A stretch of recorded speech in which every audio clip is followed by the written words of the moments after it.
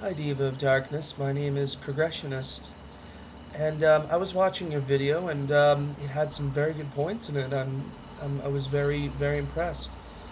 Um, I have, however, one thing to ask you. How much of the Bible have you actually, read? Like, how much have you, studied it? Because you you picked a lot of you gave a lot of examples of sexism and slavery and murder in the Bible, and all the terrible things. Really, there's a lot of terrible things in the Bible, but you didn't mention anything positive about it. You know what I mean? Like, now I'm not going to quote Bible verses or anything like that because that's not my style. I don't personally I don't personally read the Bible and live my life by it. A college student who drinks too much and has way too much sex and does a lot of terrible things. But it's important to remember that while the Bible was written by men long ago, it was written by men who were so deeply moved by some type of experience, some type of feeling, that they wanted to write it down for people to see. And yes, sexism, slavery, murder, they were very common back then. It was a society that basically had no unification, absolutely no, you know, unifying laws or ideas. It was a state of complete anarchy, really. You know, I feel that without religion, we would have never progressed to the point that we're at.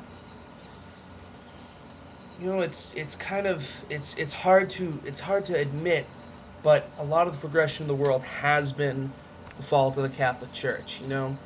Yeah, they've also hindered a lot of progression. More wars have been fought in God's name than basically any other wars in the world. I mean, look at the Crusades. They raped, murdered, pillaged. It was terrible.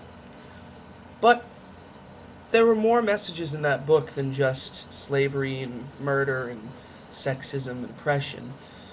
There were messages about love. There were messages about caring for each other. Everybody takes the Bible too literally.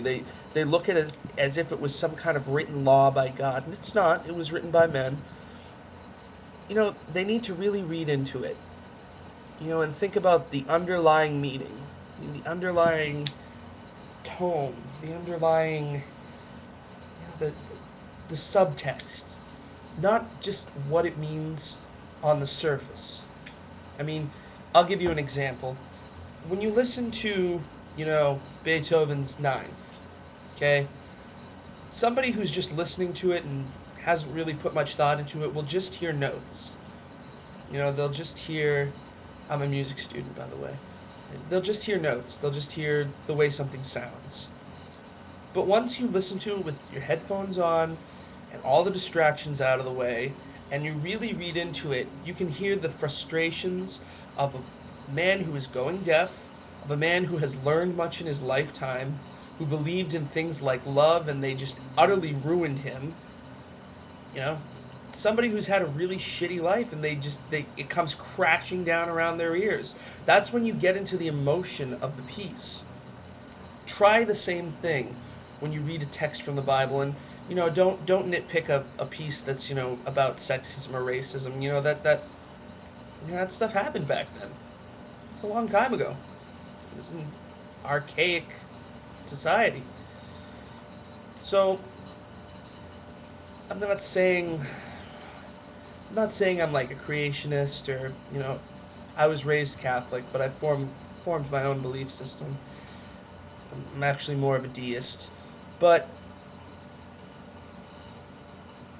just give the Catholics their room, give the Bible its room. There's no need to post videos disproving everything, because what happens when you know everything? What will you do then? What will you discover then? It's easy for us to point and call God imaginary when really all we're doing is pointing out technicalities. Thanks. I hope you have a wonderful day.